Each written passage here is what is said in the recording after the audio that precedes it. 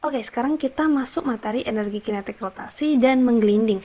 Nah, kalau kita ingat lagi, energi kinetik untuk gerak translasi yaitu EK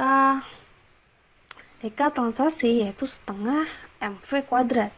Nah, kalau pada gerak rotasi itu kan muncul yang namanya omega atau kecepatan sudut ya. Nah, jadi di sini kalau V itu adalah kecepatan tangensial atau kecepatan translasinya itu sama dengan omega dikalikan R atau jari-jari dari rotasinya kayak gitu. Oke, jadi kalau kita buat EK untuk gerak rotasi itu sama dengan setengah M massa dikalikan omega V-nya kita ganti ini omega rotasi kuadrat. Oke. Nah, kemudian kalau ini kita turunin, kita kuadratin itu sama dengan setengah M dikalikan R kuadrat dikalikan omega kuadrat. Nah, kita udah tahu kalau MR kuadrat itu adalah inersia, maka di sini kita bisa tulis setengah dikalikan inersia omega kuadrat. Nah, nanti kalau rotasi itu tergantung bendanya juga inersianya apa. Nah, tadi kalau dalam kasus ini kita anggap sebagai partikel. Nah, nanti kalau benda-bendanya itu kita anggap sebagai benda tegar, itu misalnya bentuknya itu ada bola, ada silinder pejal dan macam-macam kayak gitu, juga akan mempengaruhi nilai I-nya. Nah, oke, sekarang di sini misalkan aku punya sebuah silinder pejal. Jadi misalkan silinder pejal ini dia mempunyai masanya itu 2 kg. Kemudian dia juga memiliki jari-jari itu sama dengan misalkan setengah meter. Oke. Nah, jadi misalkan silinder pejalnya ini kita putar, dia diputar di sumbu putarnya di tengah-tengahnya. Jadi kalau dia diputar di sumbu putarnya, inersianya yaitu setengah mr kuadrat. Nah, jadi kita cari nih kondisinya kalau dia rotasi dan bagaimana kondisinya kalau dia menggelinding. Nah, menggelinding itu gimana nih? Nah, jadi EK menggelinding itu adalah gabungan antara kedua ini.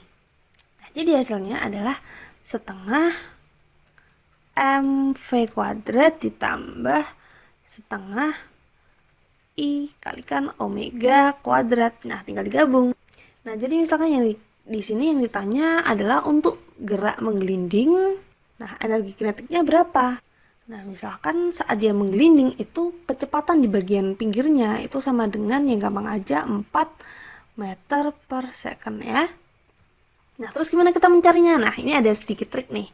Ini kita tulis dulu yaitu setengah mv kuadrat ditambah setengah I kalikan omega kuadrat.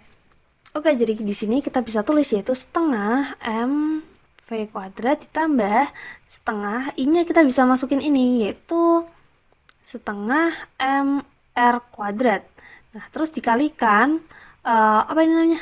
Omeganya itu bisa kita ganti yaitu ini kan V-nya itu diketahui omega R, berarti omeganya kita bisa tulis V per R.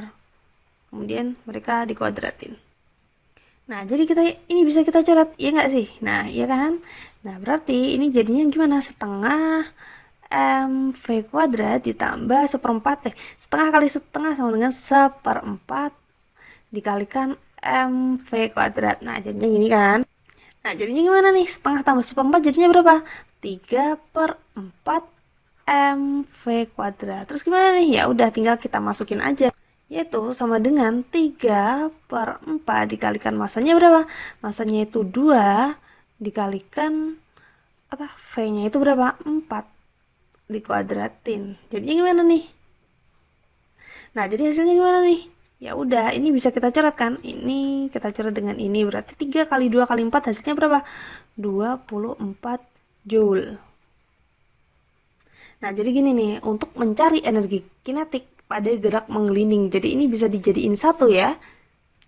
Dari yang tadinya begini jadi begini. Tapi ingat, ini hanya untuk silinder pejal. Nanti kalian untuk bentuk-bentuk lain bisa kalian jabarin sendiri.